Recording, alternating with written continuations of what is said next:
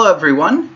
What we're going to work on today is Chapter 3, and in Chapter 3 we're going to study some more of the accounting cycle. But what we're going to do in this particular chapter is we're going to look at the debits and credits of each transaction.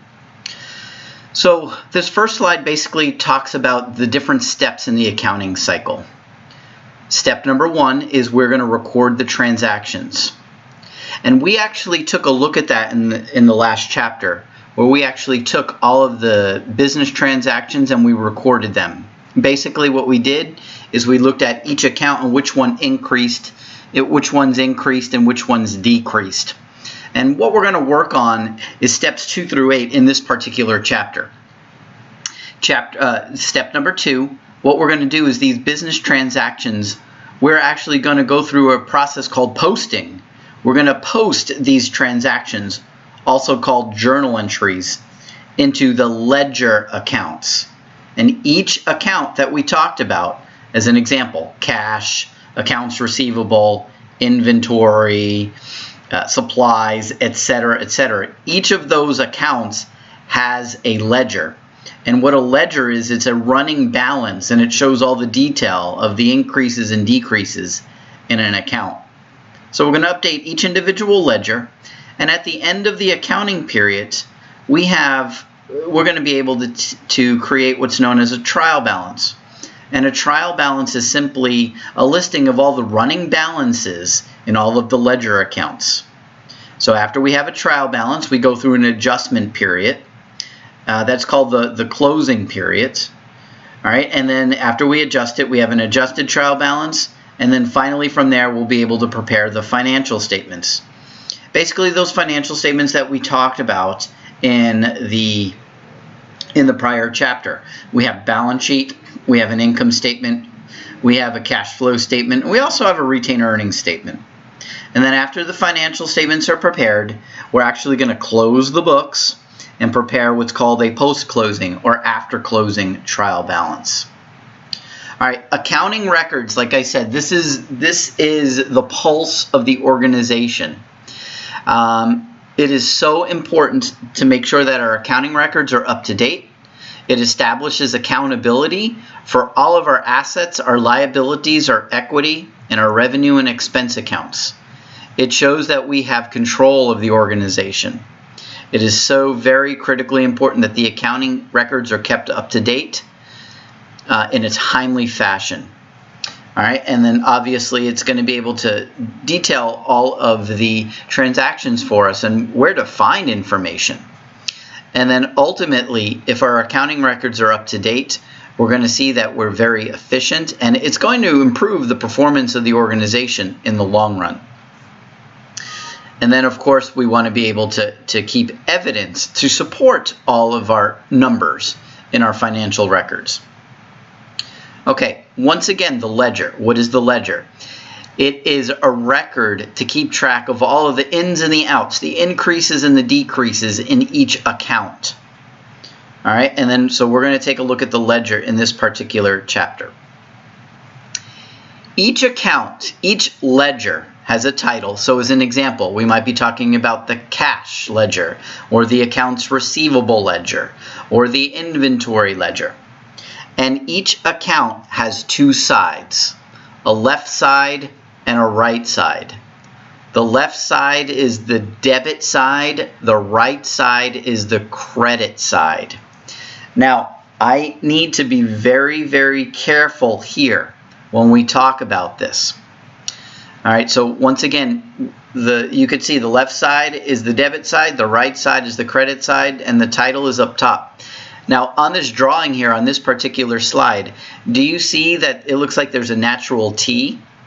All right, and so what we're going to do for illustrative purposes, at least for this chapter, I'm going to explain this concept of a ledger by using a T account. Once again, this is not formal, but this is a good way to explain and to teach what a ledger is all about. Okay, now, oops, let me go back one. Oop, I'm going a little too fast. Okay, from the prior chapter, what we saw is when we increased cash, once again, think back to our organization that we started with in chapter 2. And if you recall some of these transactions, we increased the cash for $80,000, for $600, and for $2,200.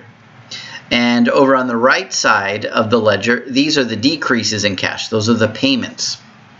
Now, I want to explain something. This is probably one of the most important slides that you're going to see in the entire semester.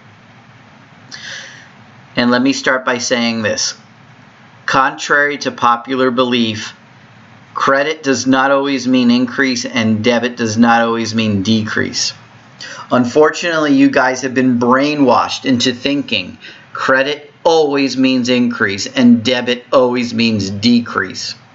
You're brainwashed with that probably because of your personal bank accounts. And I will say that is true. When you get your bank statement, the credit side is the increase side and the debit side is the decrease side. Well, I am here to tell you this. For this course, please get that out of your brain. Once again, please get that out of your brain. It is not necessarily true. So if we take a look at the details of this slide, you can see once again the accounting equation. Assets equals liabilities plus owner's equity. Assets equals liabilities plus owner's equity. And as you probably are familiar with algebra, whatever happens on one side of the equation, the opposite is happening on the other. So on the asset side of the equation, the increase side is the debit side. The decrease side is the credit side. And on the opposite side of the accounting equation, the liabilities and the equity, credits will increase and debits will decrease. Now this is going to be painful to some of you because let's take cash as an example. Where does cash, what is the cash account? Is it an asset? Is it a liability? Is it an equity? Well, you guys probably remember from the prior chapter, cash is an asset account. And so the cash account is going to increase with the debit and it's going to decrease with the credit. For some of you, that's like oil and water. You just simply cannot get that through your brain. But please, please, please, you have to get over this. What you've seen on your bank statement for your entire life, you have to take that knowledge and throw it out when it comes to the accounting. Debits will increase assets and credits will decrease assets, and vice versa on the other side, the liabilities and the equity accounts. Once again, take this PowerPoint slide, print it out, put it up on your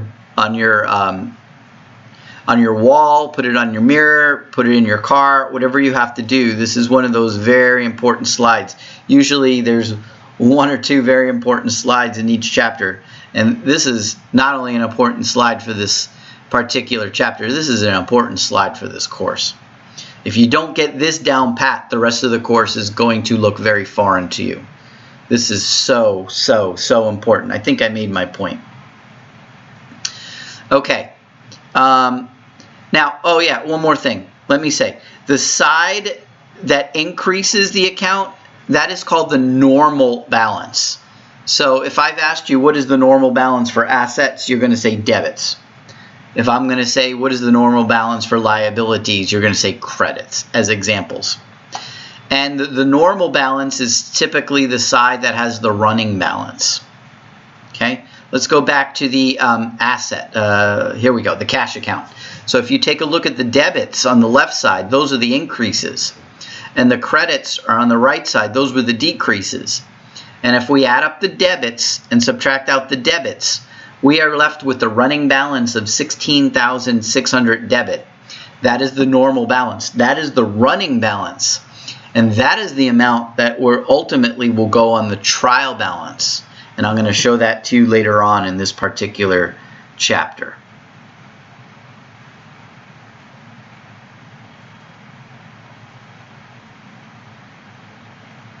Just some more slides, all the same. Okay, now what you saw in chapter 2 is each business transaction affected at least 2 accounts. If you recall, all of our transactions affected. As an example, the first transaction of the company was a private owner invested $80,000 of his own money. So the transaction was the cash account or the asset increased, and the capital account, one of the equity accounts, increased. All right, so that was two accounts were affected. And so that was the rule. 2 or more accounts are affected in every business transaction. Let me further that statement as we're moving a little further along with our knowledge of the accounting cycle. And let me further that by saying this. In every transaction, the debits will equal the credits. In every transaction, the debits will equal the credits. And we're going to practice this. Actually, the same journal entries that we looked in Chapter 2, we're going to look at again, but we're going to look at it in the eyes of debits and credits. Okay, so the first set of books is called a journal. The journal is where we actually record the business transaction. In the journal, those business transactions are called journal entries. And every journal entry is going to have debits equaling credits. Okay, that's what the journal is. Here is the first transaction, if you recall. On January 20th, McBrien family invested $80,000 in exchange for stock, basically ownership shares of the company. And as we analyzed in Chapter 2, the asset account called cash increased by $80,000, and the equity account called capital stock also increased. Now we're going to take this one step further. This is what I'm talking about in this chapter. We're going to increase the cash account with a debit, and we will increase the equity account called capital stock, and that increases with a credit. Once again, you have to get used to these debits and credits. So here is what the transaction looks like, and at the top of the slide you see an excerpt of what a general journal looks like. This is where the journal entry is going to be recorded, and as you see, there are multiple columns here. That we have 4 columns. The first column is the date. The second column is where we include the account titles and the explanation, and then we have a column for the debit and a column for the credit. The debits are always to the left and the credits are always to the right. And a couple of things to point out. Whenever we record the journal entry, first we list the debits. The debits always come first. So we can see the debit to the cash account. Once again, cash is an asset, and assets increase with debits. And then after you've listed all of the debits in the transaction, you will indent.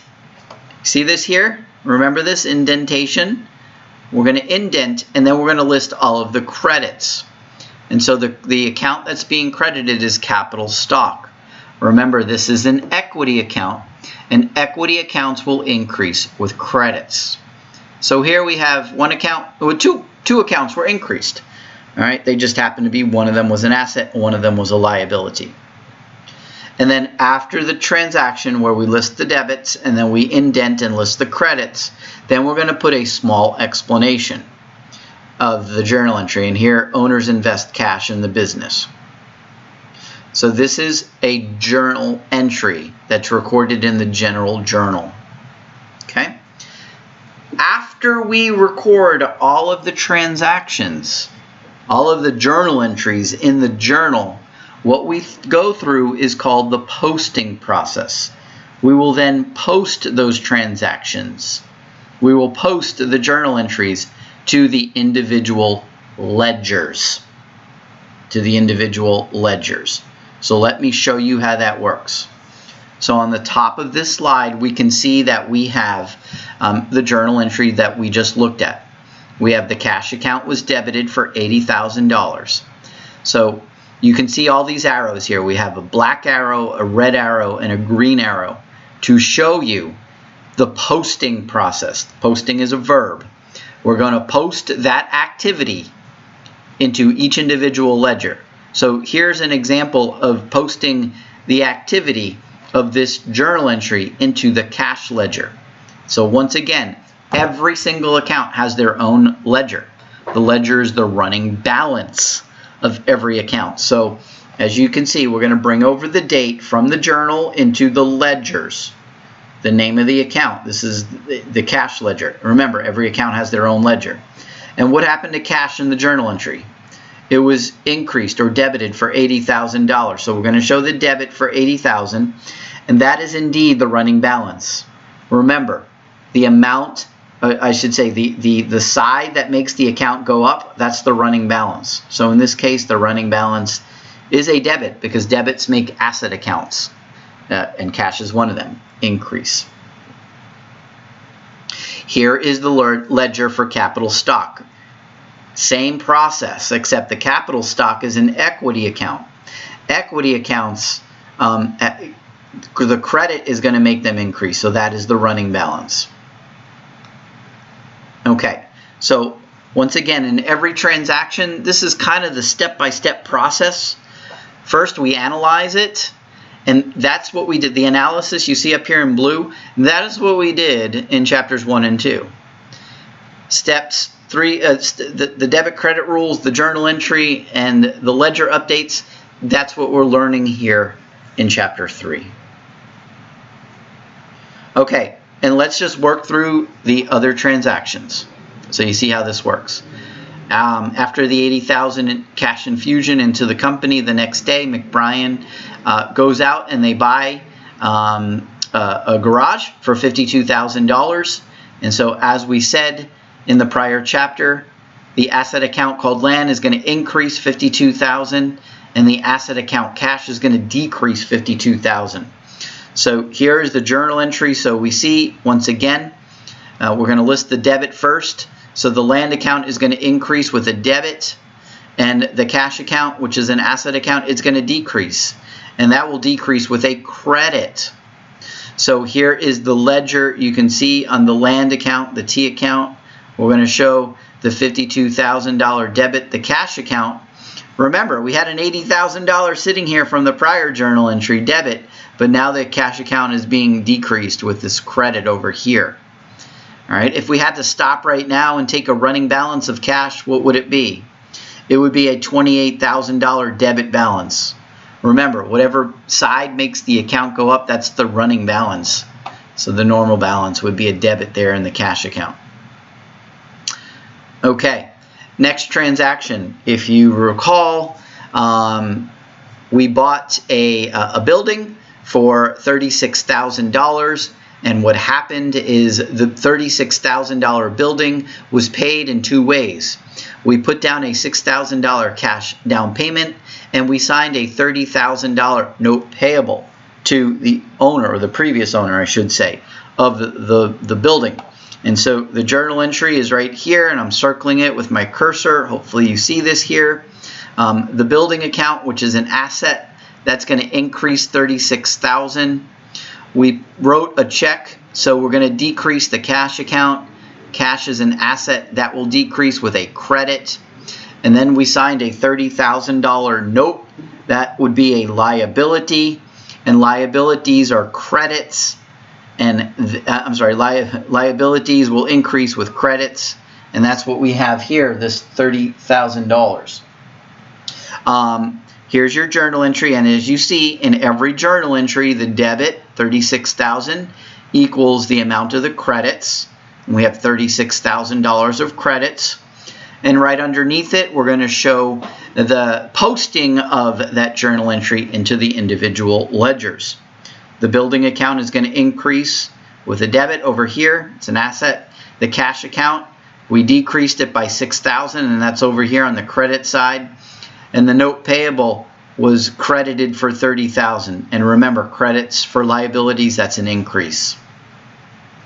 January 23rd, we bought $13,800 in tools, and we bought it on account, which means that we didn't pay for it just yet. Here is your journal entry.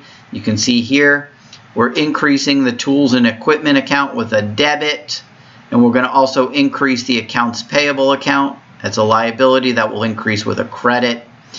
Take that activity and we post it to the individual ledgers down here.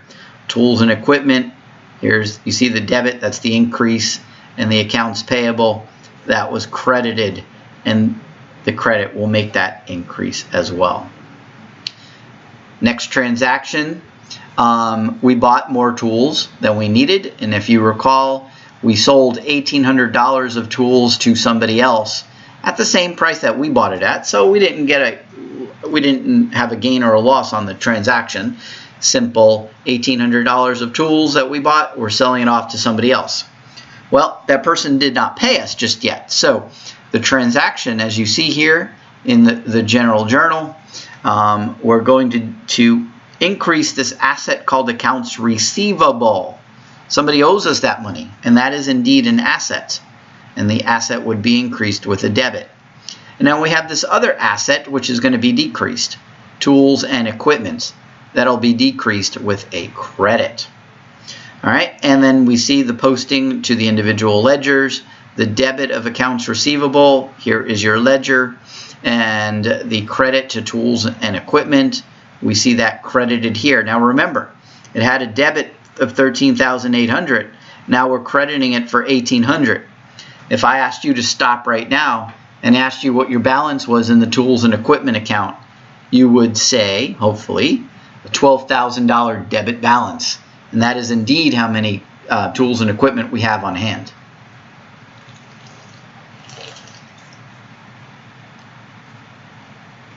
All right, the next day, out of that $1,800 that company owed us for selling them the tools, they paid us $600. So the journal entry, the cash account is going to increase by $600, right? Someone wrote us a check. And what are they doing? This company is paying off their receivable to us. So we're going to reduce the receivable with a credit. And so here's the $600 cash that's being increased with a debit.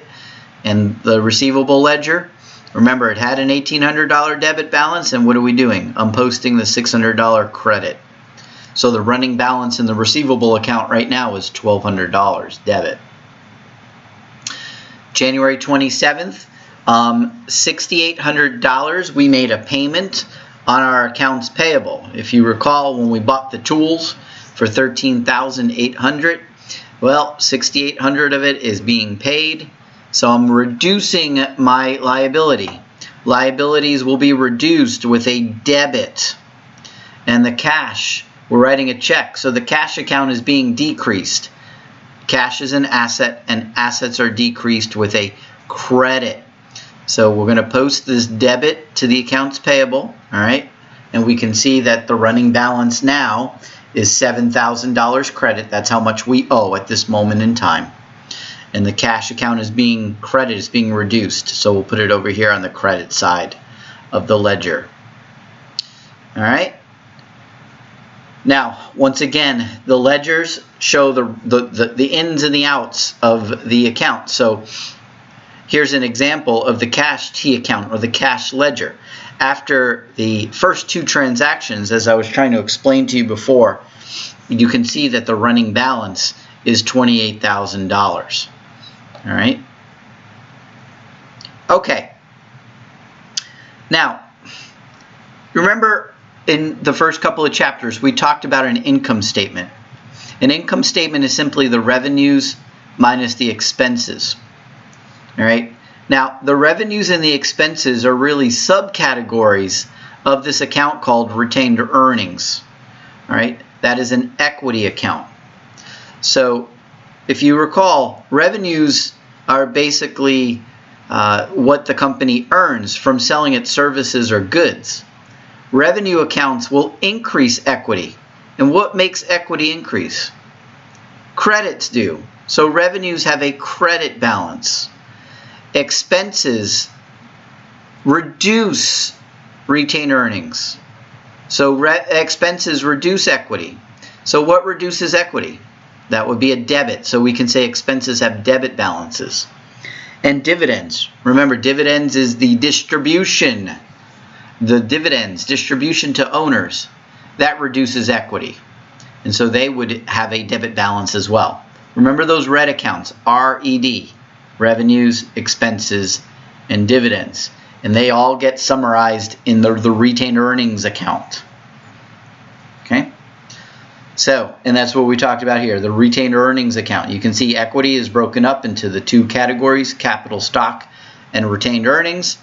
And the retained earnings is further broken down between the red accounts. The revenue, which are credits, and the expenses and dividends are debits.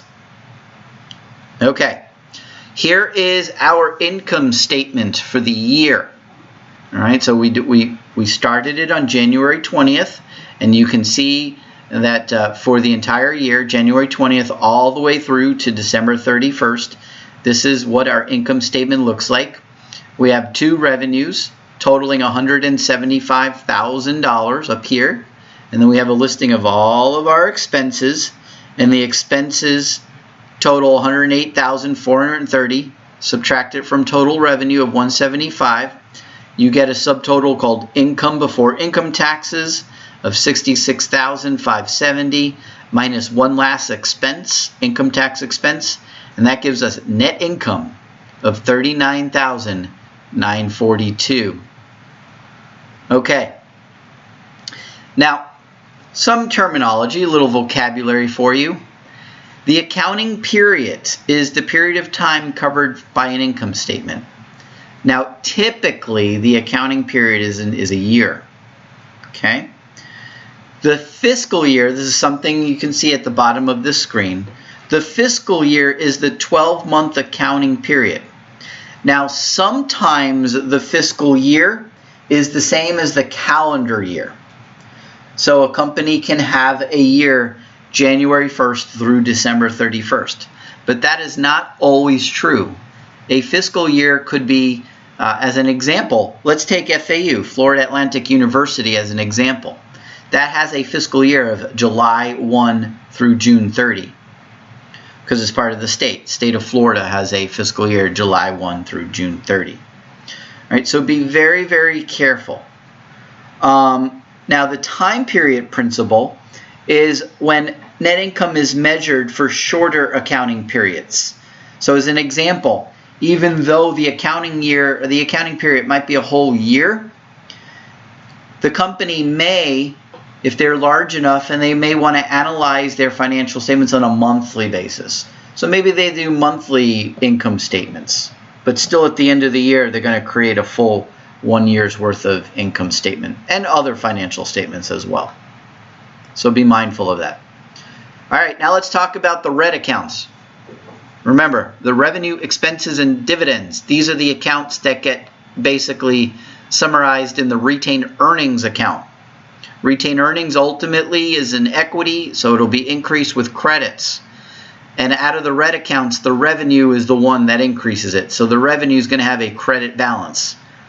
All right, it results in basically, item or money earned, amounts earned by selling goods or services.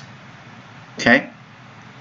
We're either going to get paid right away or we're not going to get paid. So it'll result in an increase in cash or accounts receivable. Okay. Now, one thing you have to learn about accounting is revenue is recognized when it's earned. Revenue is recognized when they are earned. And what does that mean? At the same time goods or services are rendered. So if I render a service today, but I don't get paid until 3 months from now, when is the revenue recognized in your financial statements? The answer is today, right now. Okay?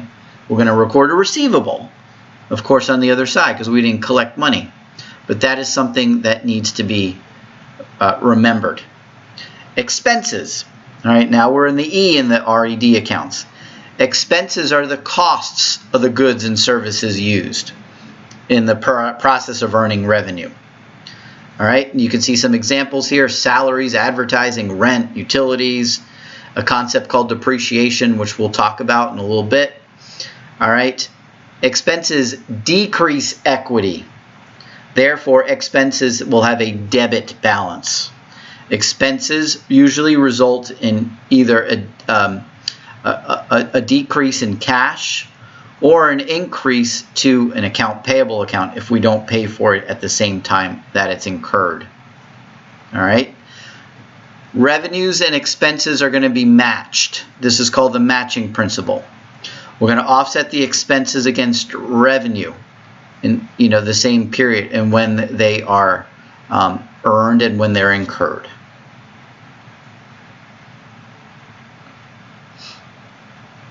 Okay, and we're going to talk about this in a future chapter here. Sometimes an expense or an expenditure may benefit multiple accounting periods. As an example, an insurance policy. Sometimes we sign an insurance policy that's for 1 year or 2 years or 3 years. And so the expense is going to be broken up in the periods that it actually is incurred. Okay? Same thing when we buy an asset like a building or a machine or an equipment or a vehicle or a computer.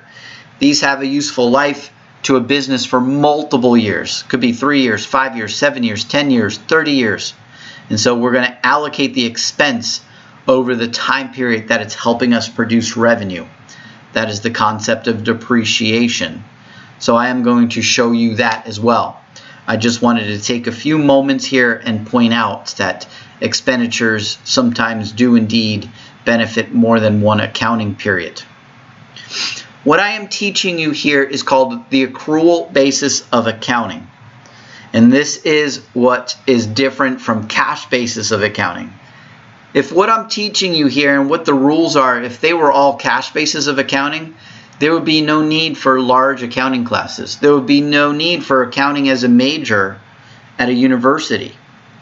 Accrual accounting is what it's all about. Accrual accounting basically requires revenue to be recognized when we earn it and expenses to be recognized when we incur them. That is why sometimes we have receivables and payables, because sometimes the revenue and expenses need to be recorded in different periods than when cash is received and paid. And the concept here, of course, is the matching principle, as we talked about. Cash basis accounting we don't use. Cash basis is not permitted under U.S. GAAP. Cash basis accounting would simply be we record the revenue when we receive cash and we record expenses when we pay cash. It's that simple. In that case, there would be no receivables, there would be no payables, and life would be a lot simpler, yes, but it is the wrong way to analyze the financial statements. It doesn't give much value to financial statements. If I only recorded expenses when I paid cash, I would never show any liabilities on my balance sheet. So you're basically telling the world, I don't owe anybody anything. And that's just the wrong way to go about business. Cash basis is not permitted per U.S. GAAP. Okay, now cash flow, this slide is basically saying cash flow does not necessarily have to be the same as income statement recognition. As I've said all along, we could have recorded revenue because we earned it today, but we don't get cash collections off of that until next year. And the same thing with expenses. I could have incurred an expense today, but I don't pay it until the next period. And so the cash flow is off. And sometimes our customers pay us in advance of us earning the revenue. Or sometimes we pay for the expense in advance of the incurrence. So cash flow and income statement recognition does not necessarily match up. Okay, revenues, like I said, revenues increase equity, so they're going to be credited. Expenses decrease equity, so they would be debited. I've said that a few times already, and this slide just backs that up. And here we have the T account, so you can see revenues would be increased with credits. Expenses decrease equity, so they're going to be recorded with debits. Dividends, this is the D in the RED accounts. So revenues, expenses, and dividends. Dividends is a distribution to the stockholders. It's basically the reward to the stockholders for investing their money in the business. Dividends reduce equity, so dividends would be debited. Here's the RED accounts, revenue, expenses, dividends. So let's continue with some transactions dealing with the red accounts. All right, so January 31st, if you recall, The company records its first transaction with its customer, recorded revenue of $2,200, and it was all received in cash at the same time that we earned the money. So the business transaction or the journal entry, we're going to increase the cash account. Cash is an asset, so that'll be increased with a debit. And the revenue account. Revenues are increased, as I've said, with credits. So here's the cash ledger. We had a running balance of $15,800 up to this point, and we're increasing the cash account with the debit. And the revenue T account, the revenue ledger, it's over here on the credit side. All right, next we paid employees wages of $1,200, and so that is an expense. Expenses is a reduction of equity, and expenses would be debited. And there's the ledger account on the debit side, and cash is being reduced. It would be reduced with a credit, and there you see it on the ledger. All right, we paid for utilities used in January. So this was an expense incurred in January. So it would indeed be a debit to the expense account in January. And we wrote a check, so we'll reduce cash with a credit. And you can see the postings to the ledger down here. The expense ledger is being increased with the debit. The cash ledger is being decreased with the credit down here. We paid $360 cash for the newspaper advertising to be run during February. So this is a February 1 transaction when it occurred. So on February 1st, we have an expense which will be increased with a debit, and we're writing a check, so we're going to reduce cash. Cash is an asset with a credit. And here is your ledger account for advertising on the debit side, and the cash. Here is the running balance as of January 31st, and we're starting a new month. And so here's your first reduction or credit to the cash account. February 2, we paid radio advertising for $470. Actually, we didn't pay it. Let me back that up. The cost was $470, and it's payable within 30 days. So indeed, we have an expense because we're in February, and this advertising is to take place in February. So February, we have an expense that's recorded with a debit because they reduce equity, but we didn't pay for it, so we have to record this liability, and the liability is accounts payable. Liabilities are going to increase with credits. So once again, on the advertising ledger, here's the new debit. All right, so we have a running total here on the advertising side, the debit side, and the accounts payable. If you recall, from January, the running balance was $7,000 credit, and now we're increasing it by another $470. February 4th, we bought various shop supplies, $1,400 of supplies. We didn't pay for it yet. It's due in 30 days. So supplies, they're assets. We didn't use them yet. So we have this asset account called shop supplies. Assets increase with debits. And then we didn't pay for it yet, so we have this liability, accounts payable, and liabilities would be increased with credits. And here we go. Here are the ledger postings to the ledger. Shop supplies are going to increase with the debit, and the accounts payable will keep on adding it up on the credit side. Got to make a payment sooner, it's going to get out of hand. All right, February 15th, finally, we collected $4,980 from our customers to repair some vehicles. So we collected the cash at the same time that we earned our money. So on February the 15th, we're going to increase the cash account. Cash is an asset. It'll increase with a debit. And the revenue was earned. Revenues increased equity and would do so with a credit. And so here we can see the cash account is being increased, and the debit, you can see the ledger increase, and the revenue ledger is also being increased, $4,980. And February 28th, we billed our customer $5,400 for services that we provided in February. So in the agreement with Harbor Cab calls for payments to be received by March 10th. So on February 20th, when we provided the service to our customer, this is the day that we record the revenue. Remember, Accrual accounting states that revenue will be recognized in the period it is earned, regardless of when cash is collected. So on February 28th, we can see that we record the revenue for $5,400, even though that we did not receive it yet from our customer. So we have this other asset that we're going to increase. Instead of increasing cash, we're going to increase this asset called accounts receivable, $5,400. And here are the ledger increases. We're going to post the $5,400 debit to the accounts receivable ledger, and we're going to post the $5,400 credit to the revenue ledger. All right, next day we pay, or same day, excuse me, employees' wages are paid, $4,900, and we've seen this journal entry already. The expense is going to increase with a debit. The cash is an asset account that goes down with a credit, and the posting to the individual ledgers. Okay, next. We recorded a $1,600 utility bill for February.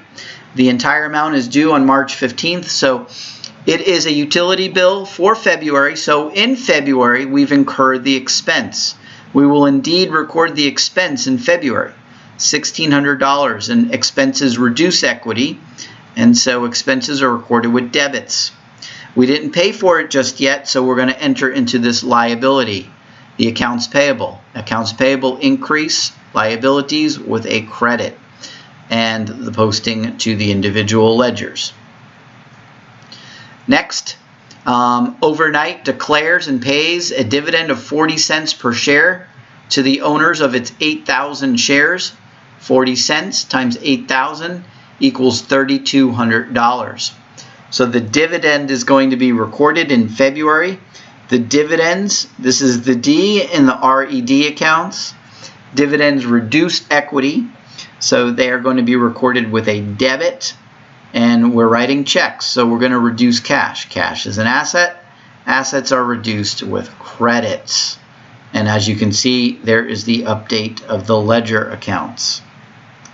All right, after all of the transactions for January and February, we take a snapshot of all of the running balances. And at this point in time, you can see here are the running balances. You can see your cash accounts. They all have debit running balances. We have two liability accounts, notes payable and accounts payable. Liabilities have credit balances. Our equity accounts, capital stock, has a credit balance, and retained earnings normally would have a credit balance. But right now, we didn't close everything out to retained earnings, so we have the breakup of the RED accounts, and these are listed here. The R, the revenue, increases equity. They have credit balances. But the E, the expenses, right here, the advertising, the wages and utilities, they have debit balances. And the D, the dividends, that also has a debit balance. From here, we're going to adjust this. We're going to go through an adjustment process. And then we're going to have an adjusted trial balance from which we'll be able to prepare the financial statements. Okay, now one point. The trial balance, obviously, the debits equal the credits, as we saw there. However, key point, as you can see on the bottom of the slide, the preparation of the trial balance, it doesn't mean that the transactions are recorded correctly. Just because we have our debits equaling our credits doesn't mean that we're correct. We could have debited or credited the wrong account. I mean, it's pretty easy to make sure each transaction has a debit and a credit that equals, but does not necessarily mean that we are correct in what we did. So be very, very mindful of that. Okay, this is the discussion with Chapter 3, and we started to introduce recording the transactions in the general journal and posting them to the ledgers, keeping the running balance in the ledgers to prepare a trial balance. And we're going to pick up from here, starting in the next chapter.